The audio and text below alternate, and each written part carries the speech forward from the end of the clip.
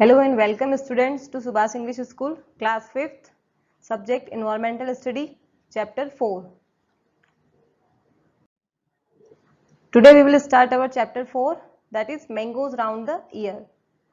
In this chapter we will study about 3 points. First, how does the food get spoiled? Second, manufacturing and expiry date, and third is memory tendra.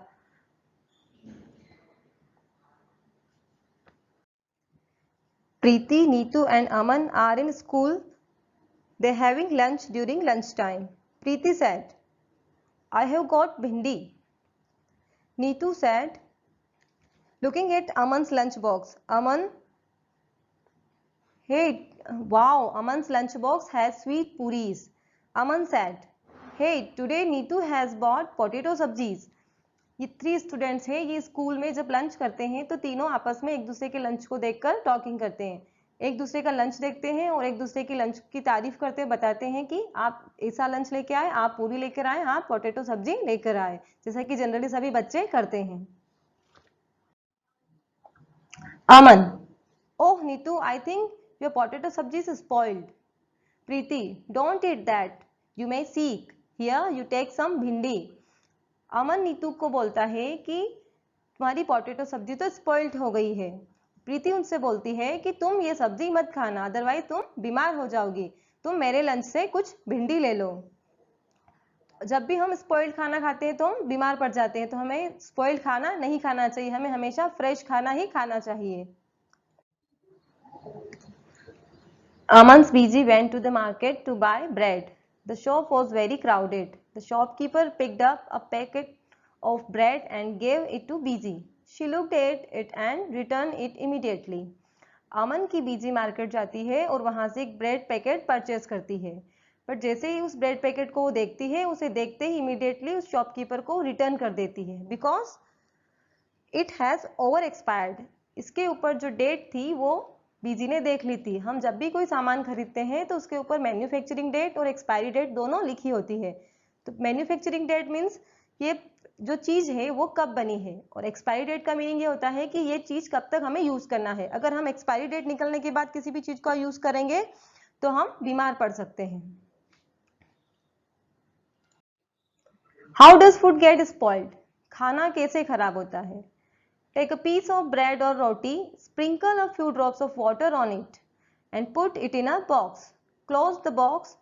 See the bread or roti every day until you find some changes on it. खाना कैसे खराब होता है? आपको ये देखना है तो आपको एक एक्सपेरिमेंट करना पड़ेगा कि या तो एक रोटी का टुकड़ा, एक ब्रेड लेना है, उसे एक बॉक्स में आपको बंद कर देना है, उसके ऊपर कुछ पानी की बूंदें छिड़क कर उसको आपको बंद कर देना है, और डेली आपको उसको देखना है. आफ्टर फ्यू डेज यानी कि कुछ दिनों बाद आप देखोगे कि उसमें कुछ चेंजेस आ रहा है, उसके ऊपर फफूंद सी जमा हो रही, जैसा कि आप इस पिक्चर में देख रहे हो कि इस ब्रेड के ऊपर एक व्हाइट सी परत जमी हुई है. तो इस तरह से ये खाना खराब हो चुका है. अगर इस तरह का खाना हम खाते हैं तो हम बीमार पड़ सकते हैं, और अगर ज्यादा मात्रा में खा लिया तो इसमें डेथ भी हो सकती है. तो हमें हमेशा फ्रेश खाना ही खाना चाहिए, और इस तरह का किसी भी चीज पर हमें ये फफूंद दिखे तो हमें उसका बिल्कुल भी यूज नहीं करना चाहिए. Chitti Babu and Chinna Babu live in Atrepuram town in Andhra Pradesh. The brothers spend the summer holidays playing in the mango garden. When the trees are full of fruits, they also like to eat unripe mangoes with salt and chili powder. चिट्टी बाबू और चिन्ना बाबू दोनों ही भाई थे. वो अत्रेपुरम town यानी आंध्र प्रदेश के अत्रेपुरम town में रहते थे. दोनों ही भाई अपना समर हॉलीडेज पूरा मैंगो गार्डन में ही स्पेंड करते थे, और उनको कच्चे आम के साथ नमक और चिली पाउडर बहुत पसंद था. At home their mother cooks unripe mangoes in different ways. She also makes many kinds of mango pickles. The pickles last through the year until the next mango season. चिट्टी बाबू और चिन्ना बाबू की mother घर पर mango को अलग अलग type से अचार बनाती थी, और वो अचार अगले साल तक सुरक्षित रहता था, वो खराब नहीं होता था. उनका अचार अगले साल जब मैंगो आते थे तब तक रहता था. One evening while having food, Chinna Babu asked Amma, "We have so many mangoes. Make some memory tendra, that means आम पापड़ from them." एक दिन खाना खाते समय चिन्ना बाबू ने अपनी माँ से पूछा कि माँ हमारे पास इतने सारे मैंगो है तो क्या हम इनसे मेमेडी टेंड्रा बना ले। Their father said making memory tendra needs 4 weeks of hard work. If you both promise to help us every day for the next 4 weeks, we can together make the memory tendra. उनके father उनसे बोलते हैं कि मेमेडी टेंड्रा that means आम पापड़ को बनाने में 4 weeks का हार्ड वर्क लगता है। अगर आप दोनों भाई प्रॉमिस करते हो कि हम नेक्स्ट 4 वीक्स तक हम आपकी हेल्प करेंगे तो ही हम मेमेडी टेंड्रा बनाएंगे। Both the brothers quickly agreed to help. The next day both the children went to the market with their father. They bought a mat woven from the leaves of a palm tree, poles of casurina tree, string made of coconut husk, some jaggery and sugar. दोनों ही भाई agree हो जाते हैं और next day अपने father के साथ market जाते हैं और वहां से आम पापड़ बनाने के लिए जो जो चीजें चाहिए थी वो सारी वो परचेस कर ले आते हैं। Amma found a sunny place in the backyard. Both the brothers made a high platform by using poles. They spread out and tied the mat on that platform. The next day, Appa chose the most ripe mangoes. They took out the mango pulp into a large pot. Then they spread the pulp through a fine muslin cloth to remove the fibers from the pulp. Then Chitti Babu crushed the gur till there were no lumps. They added the jaggery and sugar in equal amounts.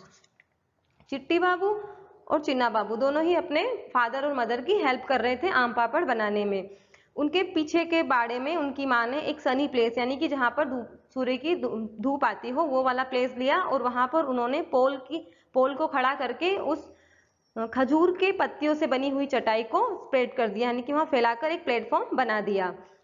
और एक चिट्टी बाबू ने गुड़ को अच्छे से crush कर लिया और शुगर दोनों को बराबर बराबर क्वांटिटी में मिला लिया। Chinna Babu mix the jaggery and sugar well with a big spoon. Amma then spread this pulp into a thin layer over the mat. The thin layer was left to dry in the sun. In the evening, they covered the mat with a clean sari to avoid any dust. दिन भर धूप लगने के बाद उस spread किए हुए mango pulp को वो शाम के समय अच्छे से बिना डस्ट लगे उसको वो अपने घर में सुरक्षित रख लेते थे। The next day, they again took out some mango pulp. They added jaggery and sugar into the pulp. Then they spread the pulp over the previous day's layer. This work was given to both the brothers. Both of them together spread many layers over it. For the next 4 weeks, they hoped that it would not rain. 4 weeks तक उन चारों ने मिलकर hard work किया और आम पापड़ बनाए। दोनों भाई मिलकर गुड़ को क्रश करते थे, शुगर मिलाते थे। उनकी अम्मा उनको बोलती कि इसको स्प्रेड करना है तो वो स्प्रेड करते थे, उनको कवर्ड करना है कवर्ड करते थे और वो सभी बोलते थे कि अच्छा रहे कि 4 वीक्स तक बारिश ना हो। For 4 weeks they added layer after layer until the jelly grew 4 centimeters thick and looked like a golden cake. After some days, Amma said the memory tendra is ready. We can take it out and cut it into piece tomorrow. 4 weeks के बाद उनका मेमेडी टेंडरा बनकर तैयार हो चुका था। जो layer वो मैंगो पल्प की उस मेट पर स्प्रेड करते थे, उस चटाई पर फैलाते थे, वो अच्छे से सूख चुका था और उसका कलर गोल्डन हो चुका था।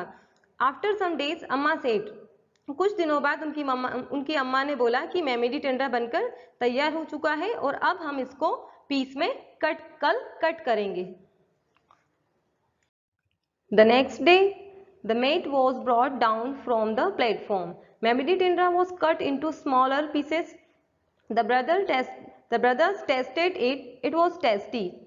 Chinna Babu, you said, "Wow, how tasty! After all, we have also helped in making it." Next day उन्होंने उस प्लेटफॉर्म से उस चटाई को नीचे उतारा और मेमेडी टेंडरा जो लेयर उन्होंने बिछाई हुई थी उसको छोटे छोटे पीस में कट कर लिया। उसके बाद दोनों भाइयों ने उसको टेस्ट किया और बोले कि वाओ, ये तो बहुत ही टेस्टी है और आफ्टर ऑल हम दोनों भाइयों ने इसको बनाने में हेल्प की है। स्टूडेंट्स, हमने इस लेसन में जाना कि मैंगो से अलग अलग टाइप के पिकल्स बनाए जाते हैं और इसकी अलग अलग डिशेस भी बनती है जिसमें आम पापड़ और आम का अचार स्पेशल है। तो I hope you enjoy this lesson. Okay, thank you.